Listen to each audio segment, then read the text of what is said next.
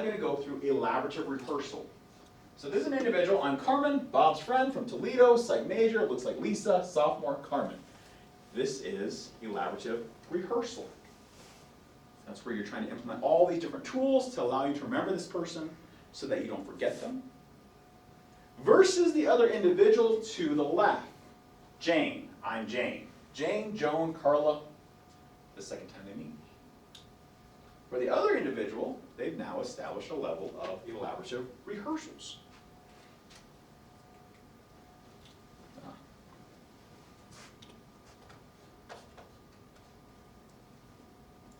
am I?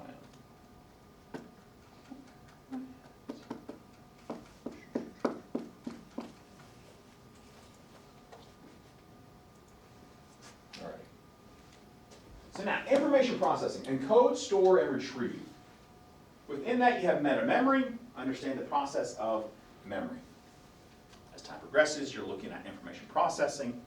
With that, you have an individual. Sir, is the stuff we learn in this experiment supposed to go into our long or short-term memory? So we have working memory, then we have long-term memory. Within that, we have sensory register and filtering to determine which information the individual is going to allow into their thought processes. So when you look at that, we're looking at the element of children when they first start school, they start to develop the ability to tune out distracting stimulation. Within that, when, say for example, if they're playing music, they're able to filter it out. How many do that now?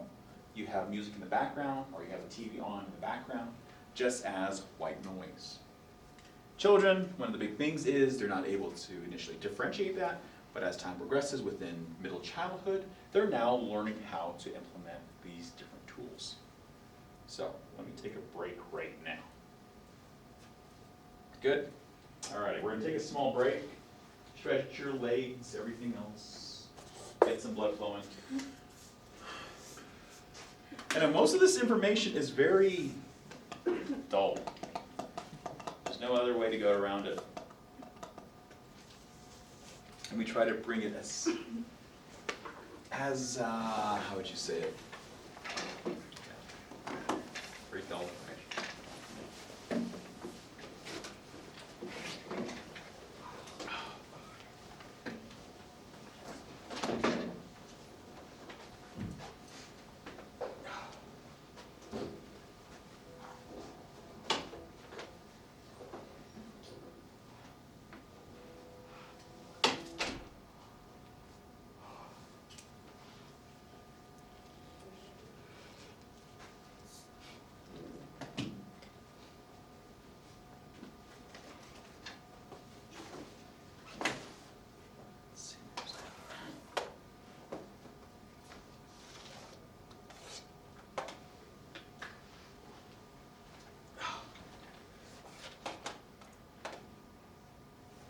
Change it. Okay, that's fine.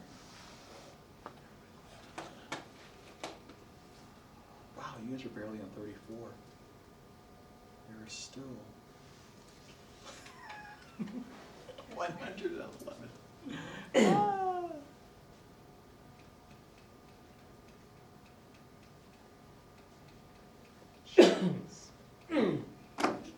One of the things we need to really focus on is this one, the Wechsler intelligence test. Fun stuff.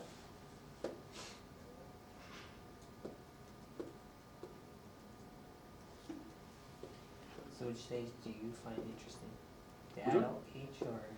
I find, so most of this is growth and development. I mean, we still try to find it as interesting as possible. The reason why we do is because working as a counselor with K through 12, that was one of the biggest things you're looking at is how can you work with children who are coming from low-income homes?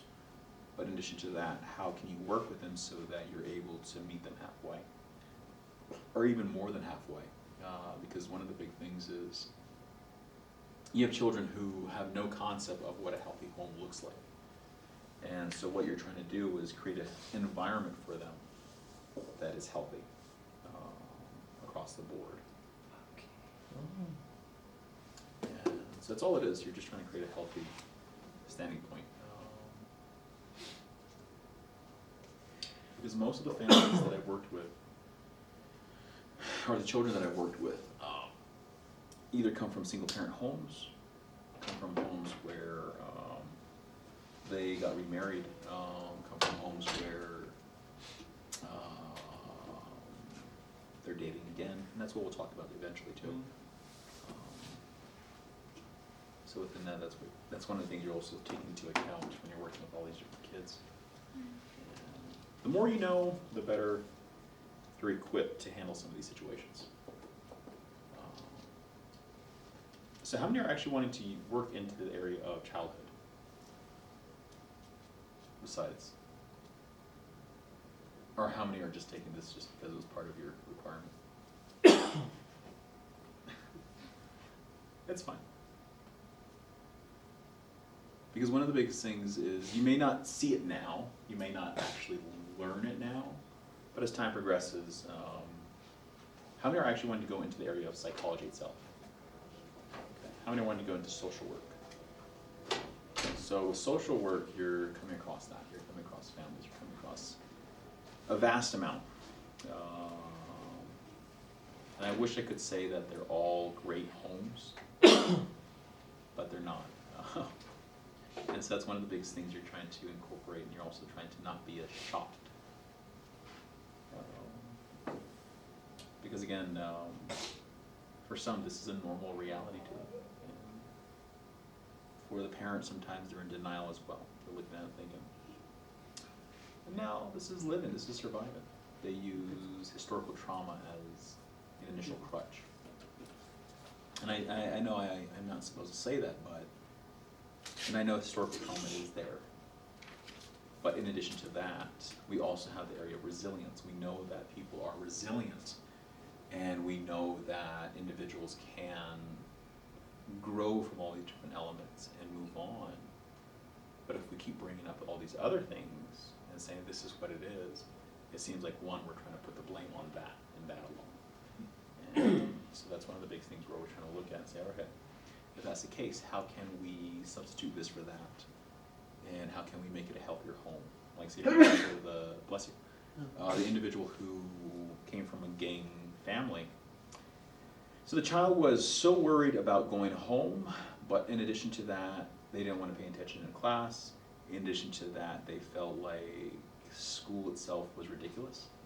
In addition to that, they looked at the element of, they were more worried about their parent who was at home, because they were looking at it from the standpoint of they're still in a gang, so I have to worry about them. And so when I contacted mom and dad, I said, this is what your child is actually worried about. So when they came in, that's what we talked about. And mom and dad, a lot of times they blamed who? The child, because they're looking at the child saying, why did you bring us all the way down here? You know, this is your fault. And I'm thinking, it's not his fault, he's scared. I said, that's the reality. The child is scared because they're scared for you. I said, there's nothing a child should be scared about. And so you have all these different defiances and everything else, but at the end of the whole session is the outlook of, this is what we need to actually start implementing. And then talking to the parents and saying, you know, can you establish these different elements of safety for the child, and also reassure them that it is a safe home? And parents were like, it is a safe home. I said, that's great. Reassure to me that it's a safe home. And within that, they're like, how do we do that? I said, well, we can do a welfare check. And parents hate that word. They hate welfare checks, because a welfare check is where somebody will go into the home to see if everything is good. And anytime you bring in an outsider to their home, they feel like you're invading their privacy. And I said, well, if you don't, then I will consider this child abuse. And so the other things you're also looking at and saying, okay, this is what you're looking at. And so, yeah.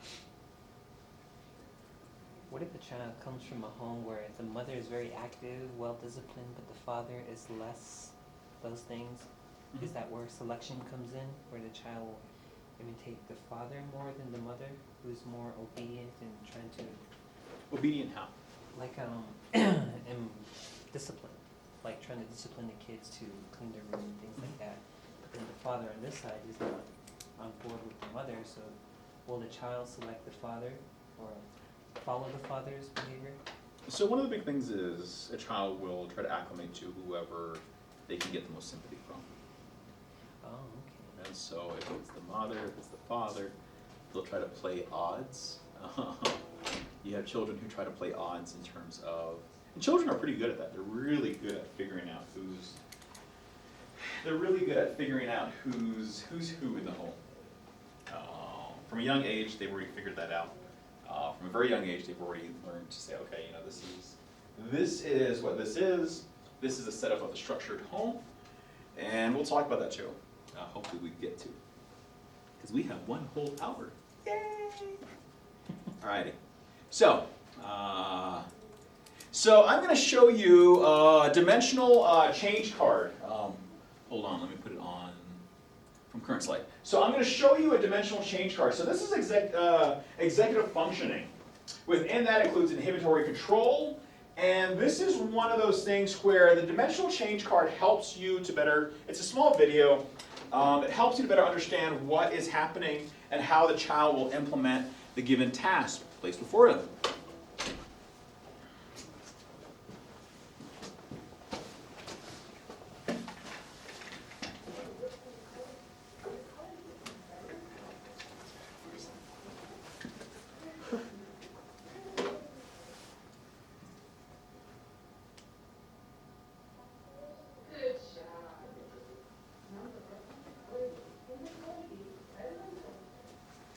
This isn't it, is it?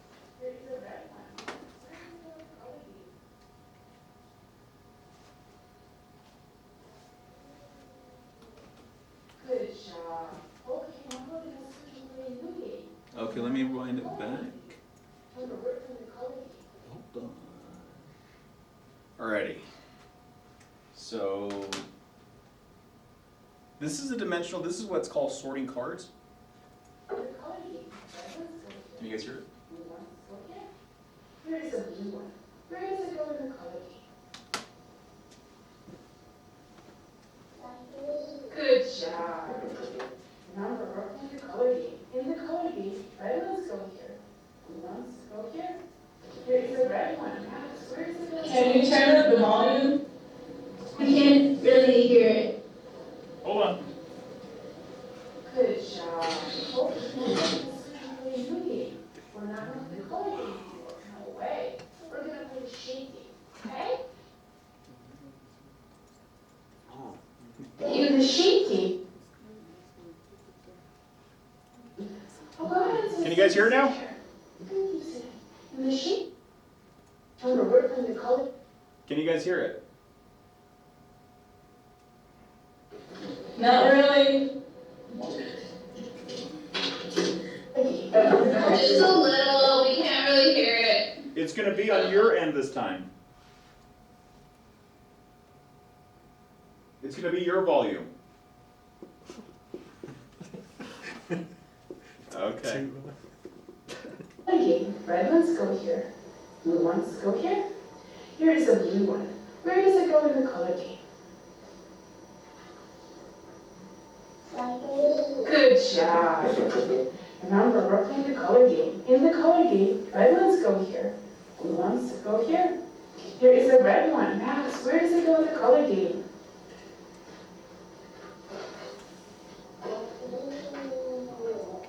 Good job. Okay, now we're gonna switch and play a new game. We're not gonna play the color game anymore. No way. We're gonna play the shade game. Okay? In the shade game, oh, go ahead and sit in the same chair. You can keep sitting. In the shade game, trucks go here and flowers go here. Here's a truck. Where does it go in the shade game? Right here. Can you put it in? Yes. Okay, remember we're playing the shade game. In the shade game, trucks go here and flowers go here. Here is a flower. Where does it go in the shade game? Right there. Okay, Max, in the shade game, where do the trucks go? Right there. Okay, where do the flowers go? Right here. Okay, let's play the shade game. Here's a truck. Where does it go in the shade game?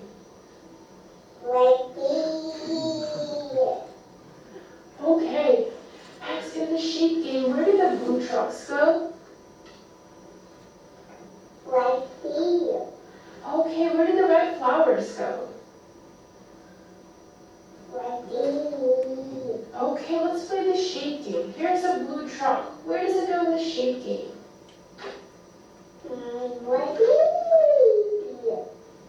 Okay. Nope, we're not gonna watch Kobe Bryant and her tearful moment. What does it take to be a Shenyun dancer?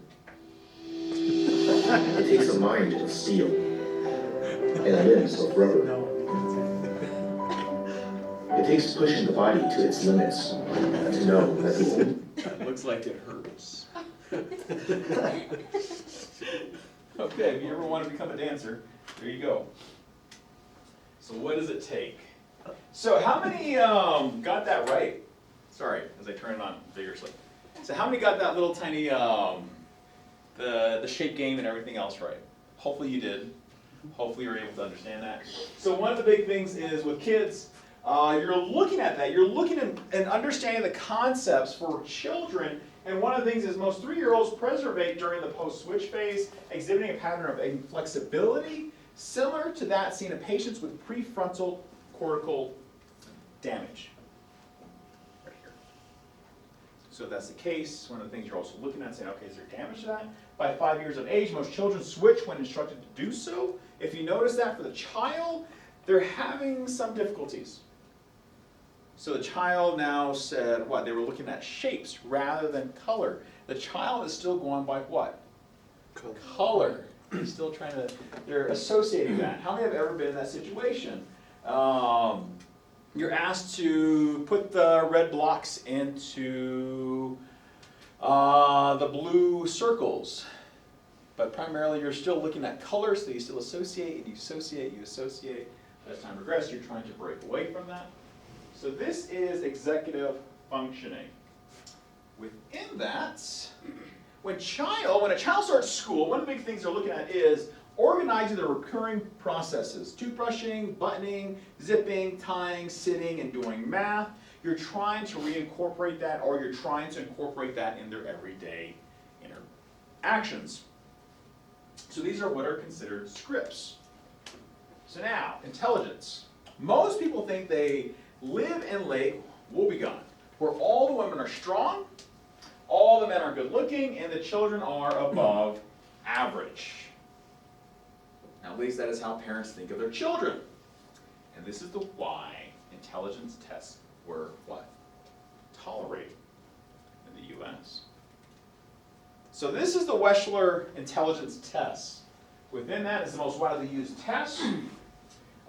Within that, you have the Wechsler intelligence scale for children ages 6 to 16, the Wechsler preschool and primary scale of intelligence for children aged 3 to 7, and the Wechsler adult intelligence scale for persons ages 16 and older. Again, it's an overall intelligent quotient, which is calculated relative to the performance of even people of the same age, with 100 as the median score. So this is what they're testing. They're looking at verbal comprehension, similarities, vocabulary, visual spatial, block design, fluid reasoning, matrix reasoning, fluid reasoning, figure weights, working memory, digit span, processing speed, in other words, coding. You have visual spatial, in other words, visual puzzles, working memory, picture span. You have processing speed, simple search. So, is it a gift? So we have normal distribution of a bell curve. Those with IQs below 70 are classified as intellectually disabled. Those who are above 130 are classed as gifted. But what do IQs primarily say? Does that mean you're actually brilliant? That's what we like to think, right? Oh, my IQ is way up here. Oh my goodness, I'm so smart. I'm so this, I'm so that. But again, you're looking at what? It's just primarily a score that shows that, one, you can perform in these given elements. So, the significant rise in IQ started during the 20th century, which is known as the Flynn effect. So James Flynn recognized that the median IQ score has increased from 1932 till 1997 by as much as 20 points. Well, why do you think that's happening? Well, one, the decline of infections. infectious disease, people are not getting sick. So within that, you have individuals who have better energy. You also have the element of reasoning has increased. So now, theories and measurements of intelligence. So you have psychometrics. So these are psychological measures, and you have psychometricians. Psychometricians from the past have developed tests for studying. You're studying and looking at the elements of children, you're looking at the elements of all these different individuals across the board so that they're able to measure their levels of intelligence. So in 1983, Howard Gardner of Harvard University began expanding our understanding of intelligence. So again, he believed that intelligence came in many forms. So linguistic intelligence is what? Knowing the meaning of words. Having the ability to use words to understand new ideas and using language to convey ideas to others. So across the board, how many people use the word like? Like, oh my goodness, like, they were like over there and they were just like, oh, and then they went over there and like. I have a big pet peeve against it. I'm thinking, oh my goodness, there's gotta be another word for like similarities, coherences, combinations. No, individuals will say what? Like. So one of the big things is, when you're looking at linguistic intelligence, you're saying, okay, I can expand my verbiage. I can expand all these different things so that one, I seem more intelligent. And then you have logical and mathematical intelligence. Understanding relations that exist among objects, actions, and ideas, as well as the logical, mathematical operations that can be performed on them. So now you have individuals who are in art, who now say, okay, I understand art. Now I'm going to go into architecture. So now I can combine art in combination with mathematical problems so that I can create structured systems. You have individuals going into engineering. And then you have spatial intelligence. Perceiving objects accurately and imaging in the mind's eye, the appearance of an object before and after it has been transformed. What did we use before? The line to line. Now you're saying, okay, this is what can it look like. This is my vision. This is my mind's eye. And then you have musical intelligence. Comprehending and producing sounds, varying in pitch, rhythm, and emotional tone. I am tone deaf. I cannot discern music. I just listen to it, that's about it. In terms of me creating music, I am not one of those individuals. I cannot sit in front of a piano and just start playing away. I've had individuals that literally just come in, young kids are like, oh, a piano, and they start playing, and you're like, wow, that is a musical prodigy. Now, bodily kinesthetics. We saw that earlier with a small video prior to the stretching. Using one's body in highly differentiated ways as dancer, craftspeople, and athletes do. That's where you have individuals doing the splits, where you're like out, that looks like it hurts. You have individuals doing different things to their body to allow them kinesthetic intelligence. So now we're looking at interpersonal intelligence. Identifying different feelings, moods, motivations, and intentions in others. So now notice all of this is happening with children. They're getting better at comprehending your mood. That's the reason why if you're sad, you come home, you're like, oh. They come up to you, hopefully, if not, they're like, ah. You're like, man, you little jerk. It happens too. Some people are like, no, it doesn't. It does. So these are the moods, motivation, and intentions of others. Intrapersonal. Interpersonal intelligence is understanding one's emotions and knowing one's strength and weakness. Now children are starting to better understand that. They're saying, okay, better understand this. I can begin to understand the concept of intrapersonal intelligence. I know my limits, I know my strengths, I know my weaknesses. That's where kids are saying, yeah, I would never do that. I'm not that smart at that. But I am so good at this because I'm amazing at it. So now, Gardner added naturalistic intelligence, recognizing and distinguishing among members of a group and species, describing the relationship between such groups. So Gardner's latest addition to his intelligence was existential intelligence. So now, what is the purpose of life and the nature of death? That's where you have children starting to ask that question of, what happens after I die? A lot of people are like, no, we're never supposed to talk about that. But then they ask the question, well, when my little dog Billy died, where do they go? And then that usually leaves a lot of parents scrambling, like, they go off to a happy place. And you're like, really? Well, what about so-and-so when you were watching that crime drama last night, and that person who murdered everybody, did they go out to a happy place? And you're like, wait. Notice they're starting to rationalize all these different things, and you're like, huh. Now you're left stumbling, trying to figure out what to say next. So Gardner based much